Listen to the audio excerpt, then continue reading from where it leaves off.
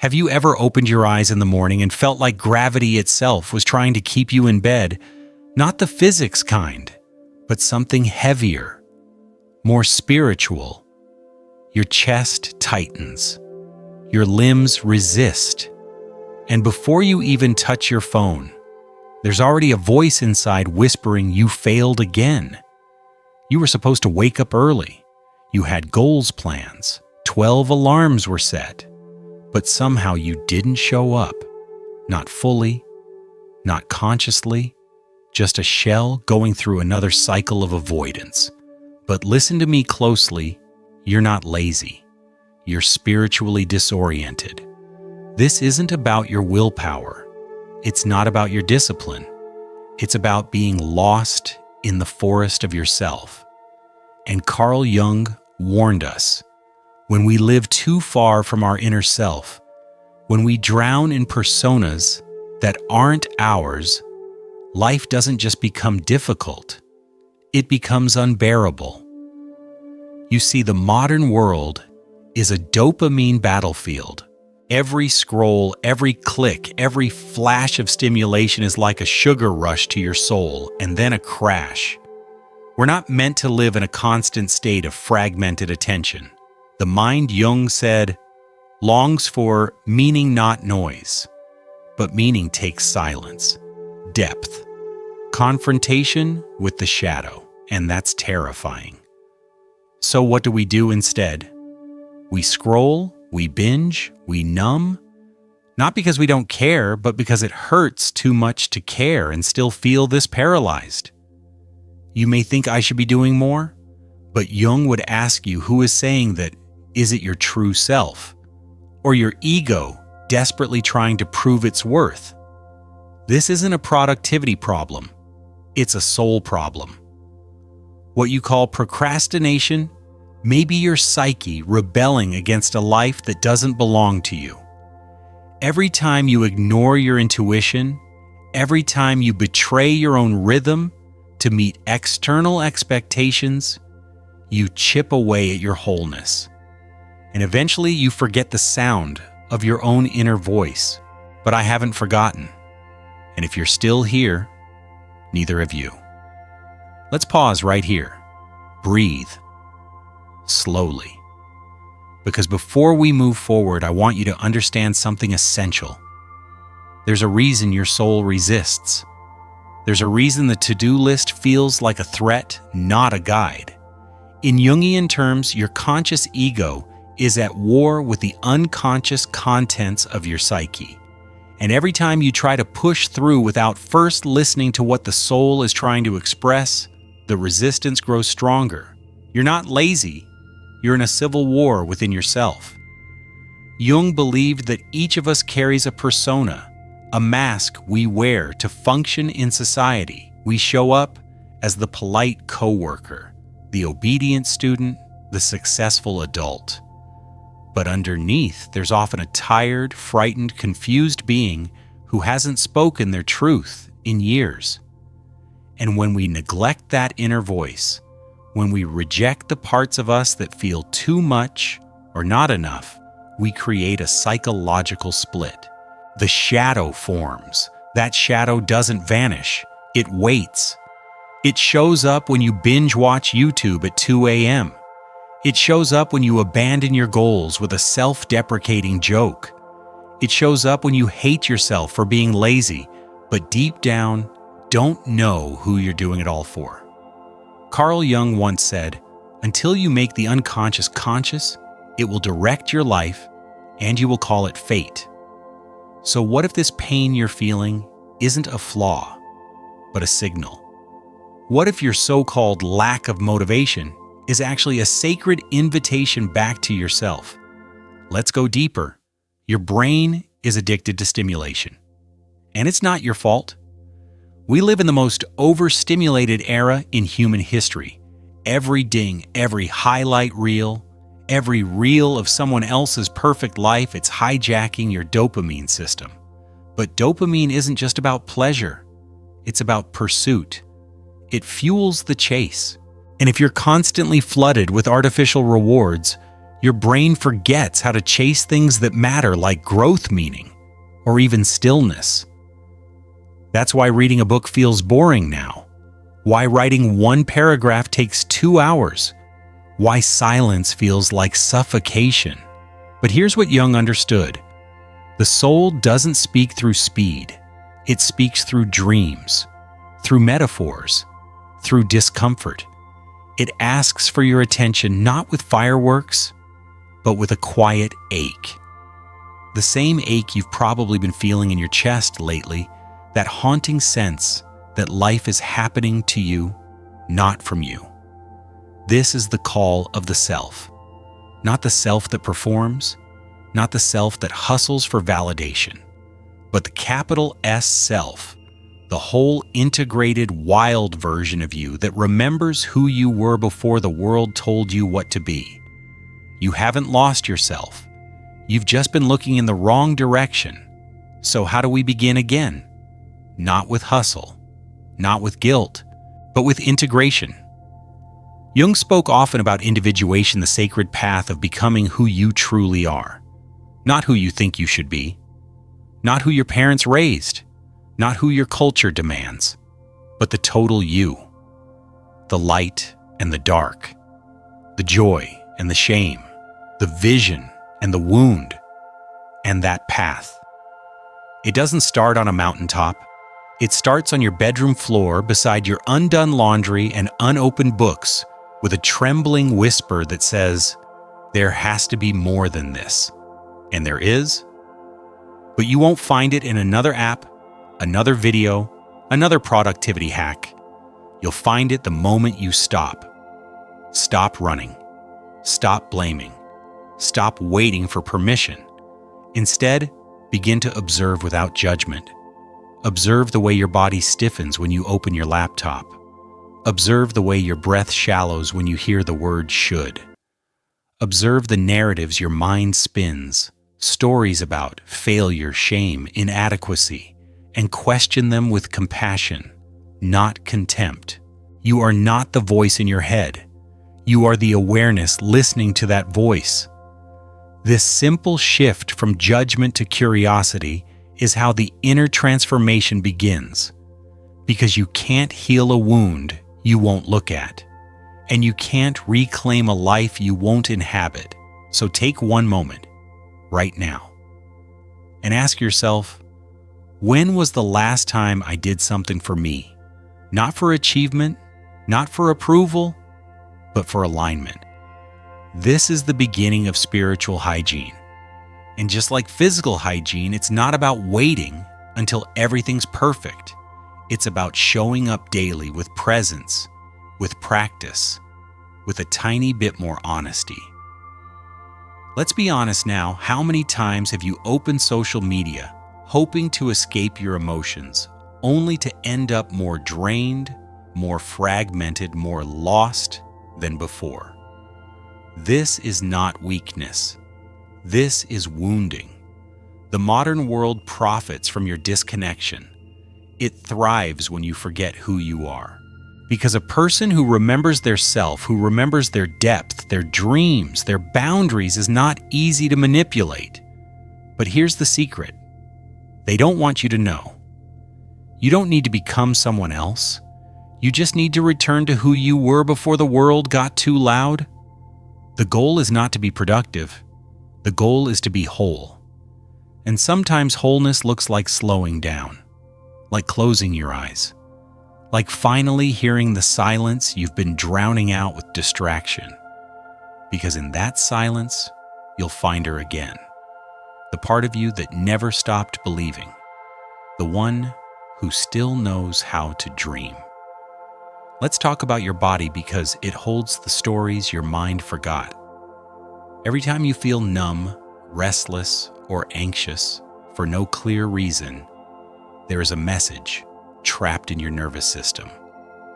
Your biology remembers everything you tried to ignore.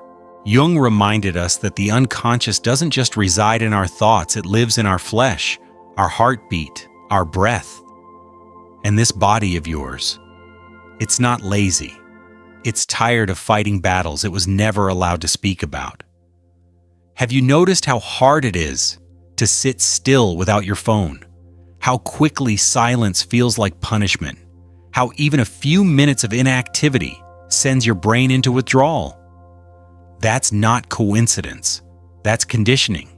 Because the modern world sold us a lie that stimulation equals aliveness. But in truth, real aliveness lives on the other side of discomfort. It's not found in the scroll, it's found in the stillness that reveals what the scrolling hides.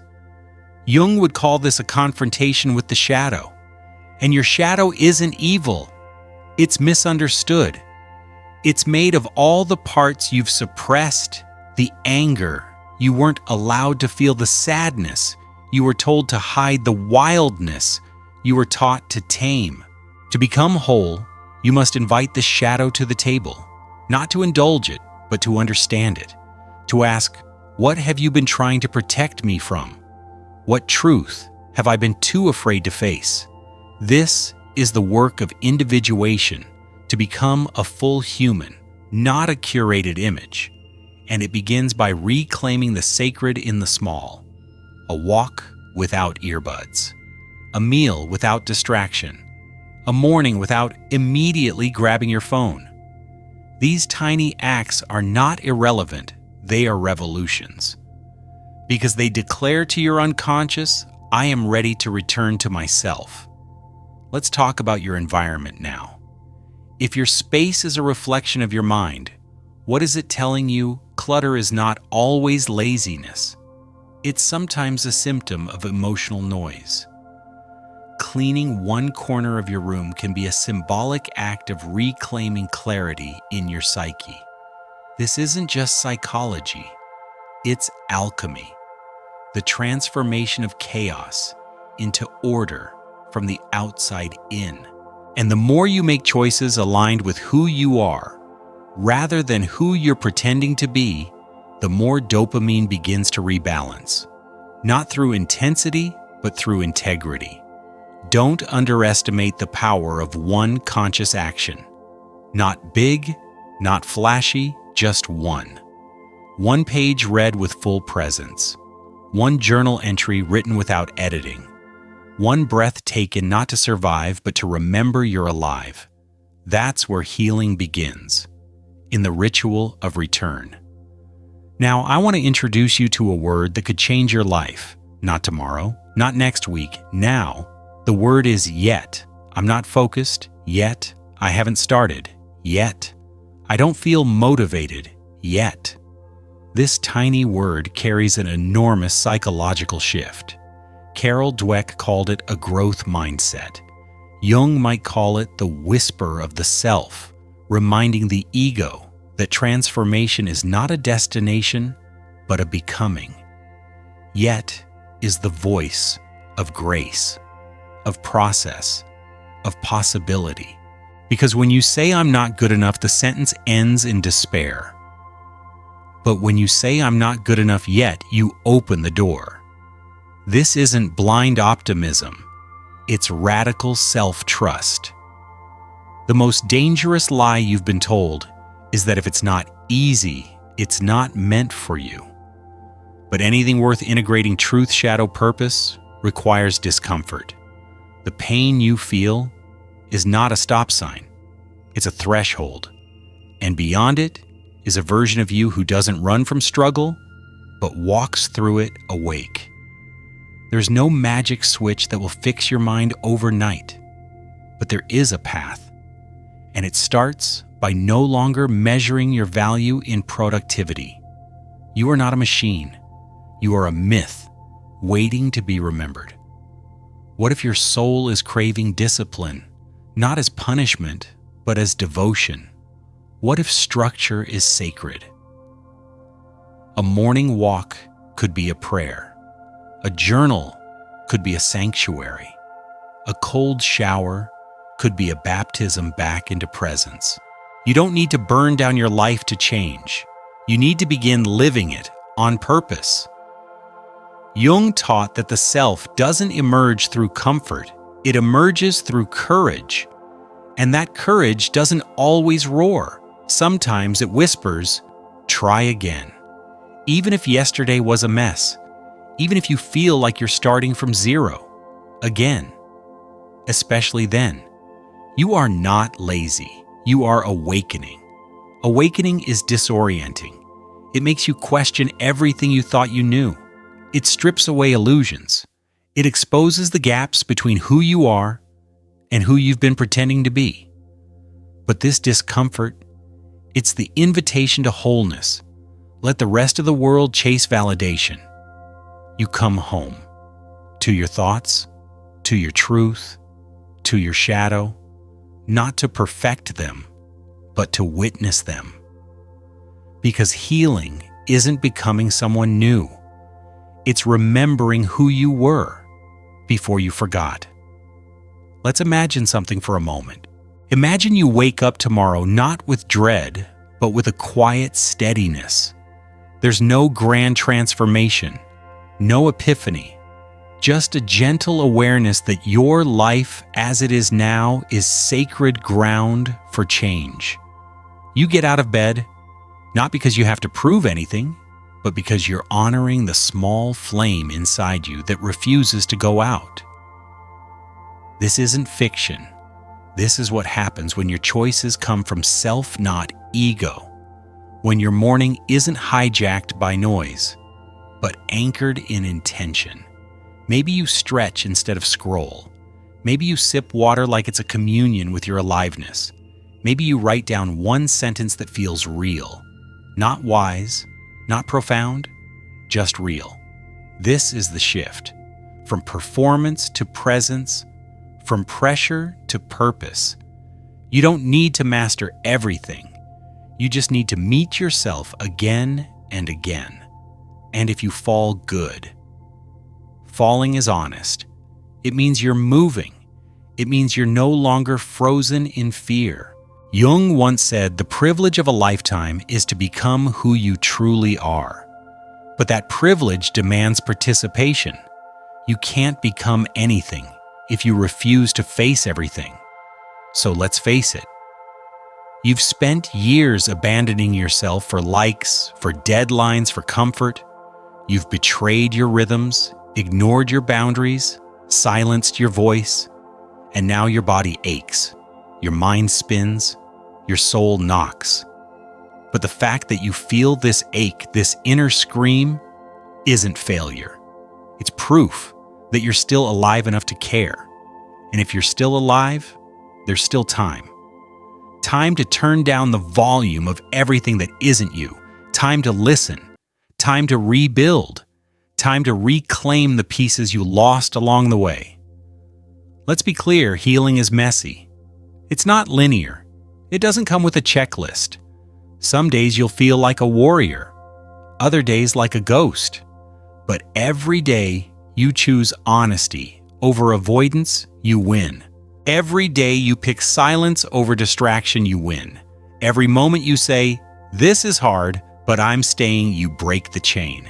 Not because it's easy, but because you're worth it. And if no one told you today, you are not broken, you are becoming. One conscious breath, one brave choice, one unfinished sentence at a time. This is how the self rises, not in applause, but in alignment. Let's talk about the final piece. Not the mind, not the body, but the voice. Your voice. Somewhere along the way, you stopped using it. Not your speaking voice, but your expressing voice. The one that says, "This is who I am. This is what I see. This is what I feel." You traded that voice for approval. You swallowed your opinions to avoid conflict. You laughed at jokes that made you uncomfortable. You agreed when your soul said no. And now the silence inside you feels suffocating. But you're allowed to speak again. You're allowed to create. You're allowed to be loud. Not for attention, but for liberation. Carl Jung believed that one of the most healing acts is creative expression. Not because it's pretty, but because it's real. When you write, paint, dance, speak, or even whisper your truth, you close the gap between the conscious and unconscious. You let your shadow breathe. You let yourself come alive. So here's a simple practice. Every day, write one sentence that you've never said out loud. Not for an audience, just for you. I'm scared of being mediocre. I miss someone who never loved me. I want to disappear sometimes. I want to be seen fully without performing. These truths won't destroy you. They'll free you. And slowly your inner landscape will start to shift. The guilt will lose its grip. The shame will loosen its chains. And what will remain is you. Not the productive you. Not the presentable you. Just you. And that is enough. Let me leave you with this. You don't have to finish this journey today. You just have to continue it with intention. Start again. Even if yesterday fell apart, start again. Even if this morning was filled with doubt, start again. Because your mind may forget, but your soul never does. It remembers the way home. It remembers the path beneath the noise. It remembers you not as you perform, but as you truly are. So I'll ask you now, and I want you to answer in the comments. What's one thing your real self has been trying to tell you lately? Beneath the distractions, beneath the fear. And more importantly, will you finally listen before we part? I want you to remember one last thing. There is no perfect version of you waiting somewhere far away. There is only this moment, this breath, this flicker of awareness. And it's enough.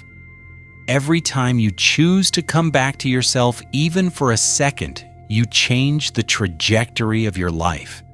You disrupt the algorithm. You say, no, I won't numb myself today. I'll feel instead. You say, no, I won't chase noise. I'll listen instead. You say, no, I won't betray myself just to belong. I'll belong to myself first. And that's the quiet revolution we need more than ever. So take this video, not as an answer, but as a mirror. A mirror reflecting the parts of you you've tried to bury under screens and schedules. The parts that don't speak loudly, but speak truthfully. I didn't make this for the version of you that's performing. I made this for the one who's exhausted. The one who doesn't want another tip or tactic. The one who just wanted to be reminded, you're not crazy, you're not broken, you're not lazy, you're lost. But now, you've been found. Not by me, by you. And if you got to the end of this, take a moment, just one, and breathe. Not to calm yourself, but to honor yourself. Because this is the beginning. Not of a new habit, but of a new relationship with your mind, your soul, and your path. If this spoke to something deep inside you, share it. Let someone else know they're not alone in the noise. And tell me in the comments, what are you reclaiming starting today? Say it out loud. Say it boldly. Say it even if your voice trembles. Because your truth is not too much. Your timing is not too late. Your return is not impossible. Welcome back.